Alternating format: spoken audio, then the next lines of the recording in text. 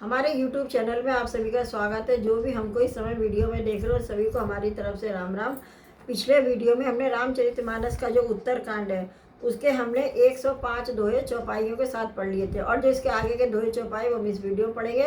तो आप सभी हमसे जुड़े रहिए और ध्यान से सुनिए। एक बार हर मंदिर जपत रहूं शिव नाम, गुरु आय मानते उठ नहीं कीन प्रणाम।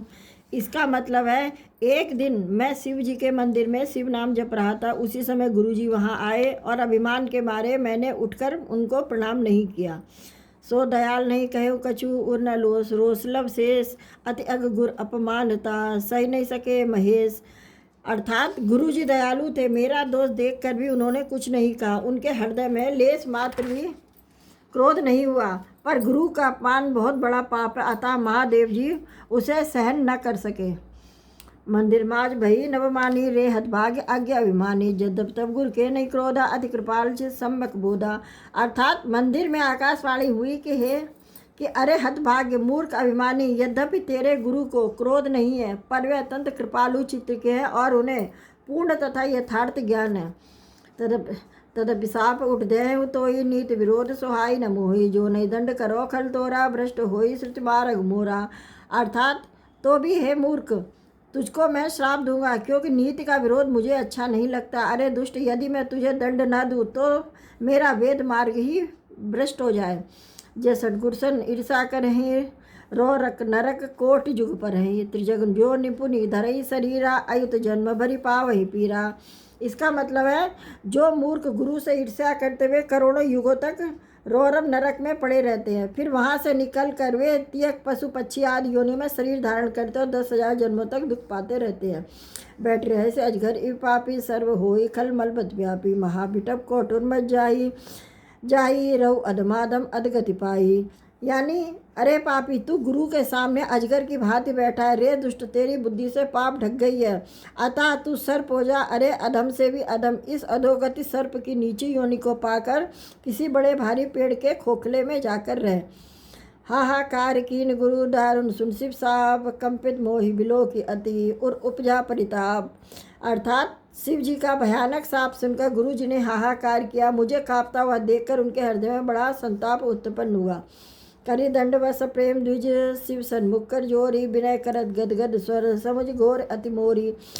अर्थात प्रेम सहित दंडवत करके वे ब्राह्मण शिव जी के सामने हाथ जोड़कर मेरी भयंकर गति का विचार कर गदगद वाणी से विनती करने लगे। नमामि समीशान निर्वाण रूपम विभुम व्यापकम ब्रह्म वेदम स्वरूप, निजम निर्गुणम निर्विकल्प निरीहम चिदाकाशे माकाशे वासम भजे हम। इसका मतलब है हे मोक्ष स्वरूप विभु व्यापक ब्रह्म और वेद स्वरूप ईशान दिशा के ईश्वर तथा सबके स्वामी श्री शिव जी, मैं आपको नमस्कार करता। निस्वरूप स्थित अर्थात मायादि रहित, माई गुणों से रहित, वेद रहित, इच्छा रहित चेतन आकाश रूप एवं आकाश को ही वस्त्र रूप में धारण करने वाले दिगंबर अथवा आकाश को भी आच्छादित करने वाले आपको मैं भजता हूँ। निराकार ओंकार मूलम तुरीयम, गिरा ज्ञान गोतीत मीसम गिरीशम करालम, महाकाले कालम कृपालम गुणागारे संसारे पारम न तो हम। अर्थात निराकार ओंकार के मूल तुरीय, 3 गुणों से रहित, वाणी ज्ञान और इंद्रियों से परे, कैलाशपति विकराल महाकाल के विकाल कृपालु गुणों के धाम संसार से परे आप परमेश्वर को मैं नमस्कार करता हूँ। तुषारा द्रिशंका से गौरम गंभीरम, मनोभूत कोटि प्रभा श्री शरीरम, स्फुरम मौलि कल्लोलिनी चारु गंगा, लसदा भेद बालेंदु कंठे भुजंगा। इसका मतलब है जो हिमाचल के समान गौर वर्ण तथा गंभीर है, जिनके शरीर में करोड़ों कामदेवों की ज्योति एवं शोभा है, जिनके सिर पर सुंदर नंदी जी नदी गंगा जी विराजमान है, जिनके ललाट पर द्वितीय का चंद्रमा और गले में सर्प सुशोभित है। चलत कुंडलम भ्रूसु नेत्र विशालम, प्रसन्नान मन नीलकंठम दयालम, मृगाधीश चर्माभरम मुंडमालम, प्रियम शंकरम सर्वनाथम भजामी। अर्थात जिनके हाथों में कुंडल हिल रहे हैं, सुंदर भ्रकुटी और विशाल नेत्र, जो प्रसन्न मुख, नीलकंठ और दयालु हैं, सिंह चर्म का वस्त्र धारण किए, मुंडमाला पहने, उन सबके प्यारे और सबके नाथ कल्याण करने वाले श्री शंकर जी को मैं भजता हूँ। प्रचंडम प्रकष्टम प्रगल्लम परेशम, अखंडम अजम भानुकोटि प्रकाशम, त्रयाशूल निर्मूल सेतुशूलम पाणिम, भजे हम भवानी पति भागे गम गम। अर्थात प्रचंड श्रेष्ठ तेजस्वी परमेश्वर, अखंड अजन्मा, करोड़ों सूर्यों के समान प्रकाश वाले, तीनों प्रकार के शूलों को निर्मूल करने वाले, हाथ में त्रिशूल धारण किए हुए, भाव में प्रेम और द्वारा प्रताप होने वाले भवानी के पति श्री शंकर जी को मैं भजता हूँ। कलातीत कल्याण कल्पांतकारी, सदा सच्चिदानंद दाता पुरारी, चिदानंद संदोह मोहापहारी, प्रसिद्ध प्रसिद्धो प्रभो मन्मथारी। अर्थात कलाओं से परे कल्याण स्वरूप, कल्प का अंत, प्रलय करने वाले, सज्जनों को सदा आनंद देने वाले, त्रिपुर के शत्रु, सच्चिदानंद घन मोह को हरने वाले, मन को मत डालने वाले, कामदेव के शत्रु, हे प्रभु प्रसन्न होइए प्रसन्न होइए। न यावदम मुमानाथ पादारविंदम, भजन्ति ये लोके परिवार नारायणम, न तावत सुखम शांति संताप नाशम, प्रसीदम प्रभो सर्वभूतादिवासम। अर्थात जब तक पार्वती के पति आपके चरण कमलों को मनुष्य नहीं बसते, तब तक उन्हें न तो इहलोक और परलोक में सुख शांति मिलती है, न उनके तपों का नाश होता। अतः हे समस्त जीवों के अंदर हृदय में निवास करने वाले प्रभु प्रसन्न होइए। न जानामि योगम जपम नैव पूजम, न तो हम सदा सर्वदा शंभुतुभ्यम, जरा जन्म दुखोद तातप्य मान प्रभो पाहि आपन्न मान मासीस शंभो। अर्थात मैं न तो योग जानता हूँ न जप और पूजा, हे शंभो मैं तो सदा सर्वदा आपको ही नमस्कार करता। हे प्रभु बुढ़ापा तथा जन्म मृत्यु के दुख समूह से जलते हुए मुझ दुखी की रक्षा कीजिए। हे ईश्वर हे शंभो मैं आपको नमस्कार करता हूँ। रुद्राष्ट कामिदम प्रोक्तम विप्रेण हर्तोषये, ये पठन्ति नरा भक्त्या तेषाम शंभु प्रसीदति। इसका मतलब है भगवान रुद्र की स्तुति का यह अष्टक उन शंकर जी की तुष्टि यानी प्रसन्नता के लिए ब्राह्मण द्वारा कहा गया, जो मनुष्य से भक्ति पूर्वक पढ़ते हैं उन पर भगवान शंभु प्रसन्न होते हैं। सुन बिनती सर्वज्ञ शिव देख विप्र अनुराग, मुनि मंदिर नवबानी भई द्विजबर मांगू। यानी सर्वज्ञ शिव जी ने विनती सुनी और ब्राह्मण का प्रेम देखा, तब मंदिर में आकाशवाणी हुई कि हे दुश्रेष्ठ वर मांगो। जो न प्रसन्न प्रभु मोह पर, नाथ दीन पर नेहू, निज पद भगत देहि प्रभु, पुनि दूसर बढ़ देहू। अर्थात ब्राह्मण ने कहा, हे प्रभु यदि आप मुझ पर प्रसन्न और हे नाथ यदि इस पर दीन आपका स्नेह है, तो पहले अपने चरणों की भक्ति देकर फिर दूसरा वर दीजिए।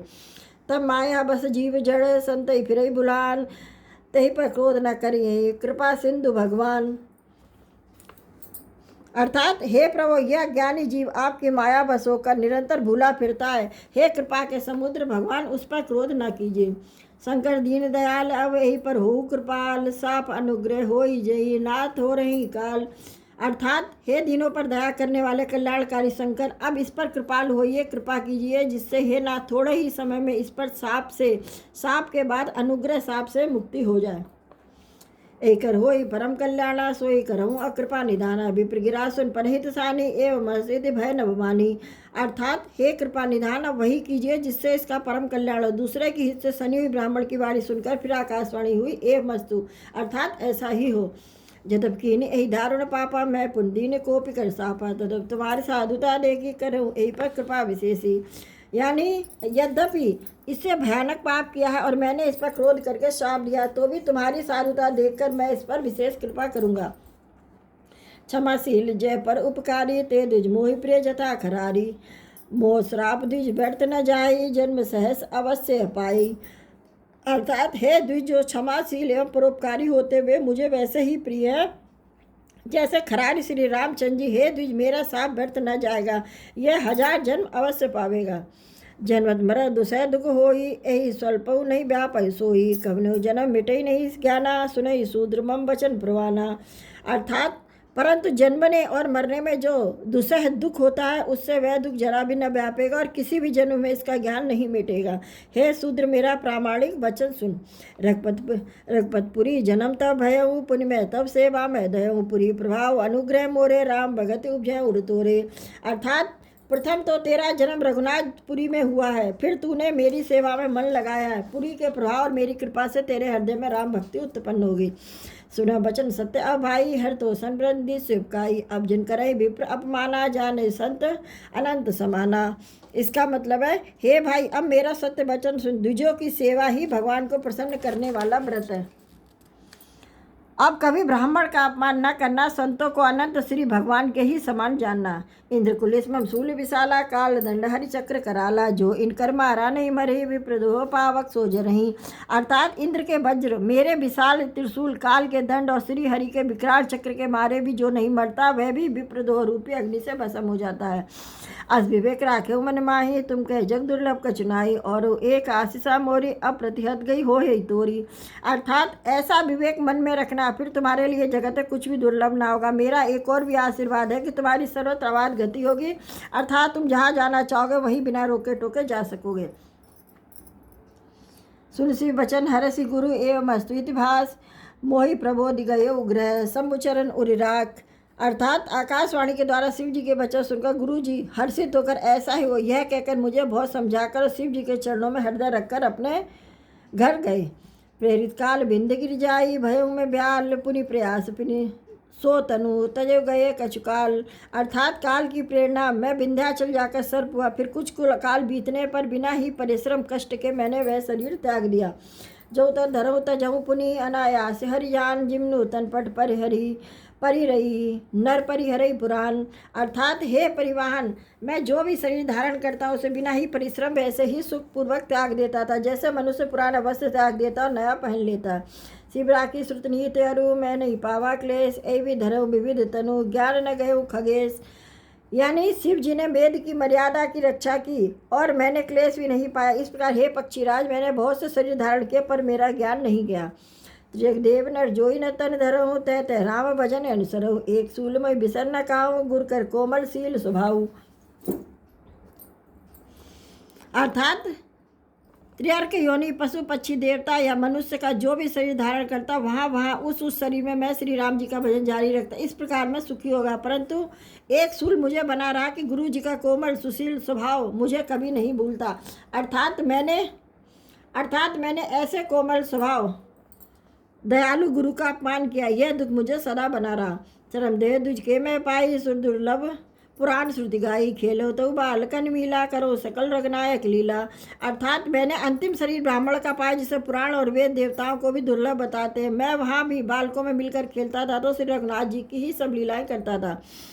प्रौढ़ भय मई पिता पढ़ावा, समझो सुनो गुनो नहीं भावा, मनते सकल वासना भागी, केवल रामचरण लय लागी।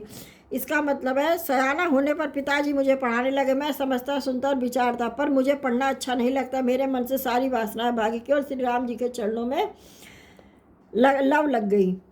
कहू खगेश अस कवन अभागी, खरी सेव सुरधेनु त्यागी, प्रेम मगन में कचन सुहाई, हारे पिता पढ़ाई पढ़ाई। अर्थात हे करुण जी, कहिए ऐसा कौन अभागा होगा जो कामधेनु को छोड़कर गधई की सेवा करेगा। प्रेम में मग्न होने के कारण मुझे कुछ भी नहीं सुहाता। पिताजी पढ़ा के हार गए। भय कालव जब पितु माता, मैं बन गए भजन जंत्राता, जय जय विपिन मुनीश्वर पायु, आश्रम जाई जाई सिन्नावो। अर्थात जब माता पिता कालवास हो गए, मार गए, तब मैं भक्तों की रक्षा करने वाले श्री राम जी का भजन करने के लिए वन में चला। वहाँ मैं जहाँ मुनीश्वर के आश्रम पाता था वहाँ जाकर उनके सिर नवाता था।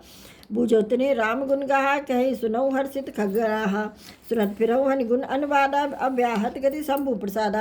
अर्थात हे करुण जी, उनसे मैं श्री राम जी के गुणों की कथाएं पूछता, वे कहते हैं मैं हर्षित होकर सुनता। इस प्रकार मैं सदा सर्वदा श्री हरि के गुणानुवाद सुनता फिरता।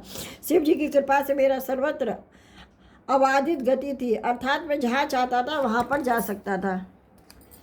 छूटी त्रिवद ईसना गाड़ी, एक लालसा और अतिबाड़ी, रामचरण बारी जब देखो, जब निज जन्म सफल कर लेखो। अर्थात मेरी तीनों प्रकार की, पुत्र की, धन की और मान की गहरी प्रबल वासनाएं छूट गई और हृदय में एक यही लालसा बढ़ गई कि जब श्री राम जी के चरण कमलों के दर्शन करूं तब अपना जन्म सफल हुआ समझूं। जय पूछे सोई मुनि अस कहीं, ईश्वर सर्वभूतमय है, निर्गुण मत नहीं मोहि सुहाई, सगुन ब्रह्मरथ और अधिकाई। अर्थात जिनसे मैं पूछता वे ही मुनि ऐसा कहते कि हे ईश्वर सर्वभूत में यह निर्गुण मत मुझे नहीं सुहाता। हृदय में सगुण ब्रह्म पर प्रीति बढ़ रही थी। गुरु के वचन सुरति करी, राम चरण मन लागो, रख पर जस गावत फिर छन छन नव अनुराग। अर्थात गुरु जी के वचनों का स्मरण करके मेरा मन श्री राम जी के चरणों में लग गया। मैं क्षण क्षण नया प्रेम प्राप्त करता, श्री रघुनाथ जी का यश गाता फिरता था। मेरे सुखद बट छाया, मुनि लोमस आसीन, देख चरण सिर नायऊ, वचन कहूँ अति दीन। अर्थात सुमेर पर्वत के शिखर पर बड़ की छाया में लोमस मुनि बैठे थे। उन्हें देखकर मैंने उनके चरणों में सिर नवाया और अत्यंत दीन वचन कहे। सुना बचन विनीत मृदु मुनि कृपाल खगराज मोहि सादर पूछत भय दुज आयो कई काज। अर्थात हे पक्षीराज, मेरे अत्यंत नम्र और कोमल वचन सुनकर कृपाल मुनि मुझे आदर के साथ पूछने लगे कि हे ब्राह्मण, आप यहाँ किस कार्य से आए हैं। तब मैं कहा, कृपा निधि तुम सर्वज्ञ सुजान, सगुन ब्रह्म अवराधन मोहि कहूँ भगवान। यानी तब मैंने कहा, हे कृपा निधि आप सर्वज्ञ और सुजान, हे भगवान मुझे सगुण ब्रह्मा की आराधना की प्रक्रिया कहिए। तब मुनि रघुपति गुण गाता कहे, कचुक सादर खगनाता, ब्रह्म ज्ञान रत मुनि विज्ञानी मोहि परम अधिकारी जानी। अर्थात तब हे पक्षीराज मुनीश्वर ने श्री रघुनाथ जी के गुणों की कुछ कथाएं आदर सहित कही। फिर ब्रह्म ज्ञान परायण विज्ञानवान मुनि मुझे परम अधिकारी जानकर लागे करन ब्रह्म उपदेशा अज अदेत अगुण अद्वेषा, अकल अनीय अनाम अरूपा, अनुभव गम्य अखंड अनूपा। अर्थात ब्रह्मा का उपदेश करने लगे कि वह अजन्मा अद्वैत निर्गुण हृदय का स्वामी अंतर्यामी, उसे कोई बुद्धि के द्वारा माप नहीं सकता। वह इच्छा रहित, नाम रहित, रूप रहित, अनुभव से जाने योग्य, अखंड और उपमा रहित है।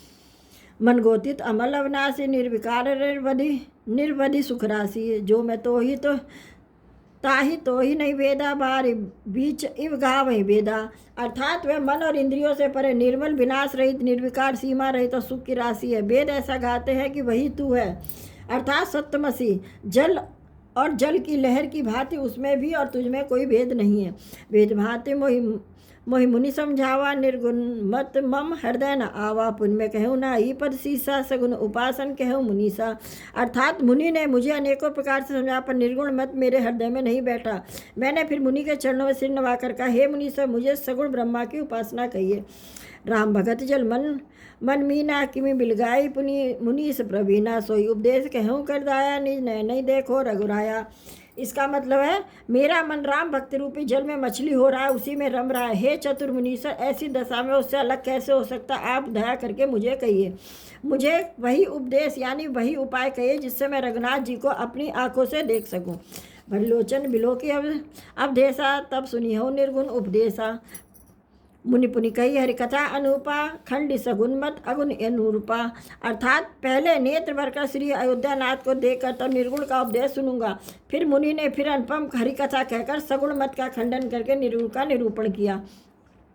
तब मैं निर्गुण मत कर दूरी, सगुण निरूपम करि हठ बूरी, उत्तर प्रति उत्तर में कीना, मुनि तन भय क्रोध के चीना। अर्थात तब मैं निर्गुण मत को हटा कर यानी काट कर बहुत हट करके सगुण का निरूपण करने लगा। मैंने उत्तर प्रत्युत्तर किया, इससे मुनि के शरीर में क्रोध के चिन्ह उत्पन्न हो गए। सुन बहुत अवज्ञा किए, ऊपर क्रोध ज्ञान इनके हिए, अति संघर्षण जो कर कोई, अनल प्रकट चंदन ते होई। अर्थात हे प्रभु सुनिए, बहुत अपमान करने पर ज्ञानी के भी हृदय में क्रोध उत्पन्न हो जाता है। यदि कोई चंदन की लकड़ी को बहुत अधिक रगड़े तो उससे भी अग्नि प्रकट हो जाएगी। तो आइए आज के दोहे चौपाई हम यही समाप्त करते हैं। आगे के दोहे चौपाई हम अगले वीडियो पढ़ेंगे। तब तक के लिए आप सभी को जय श्री राम।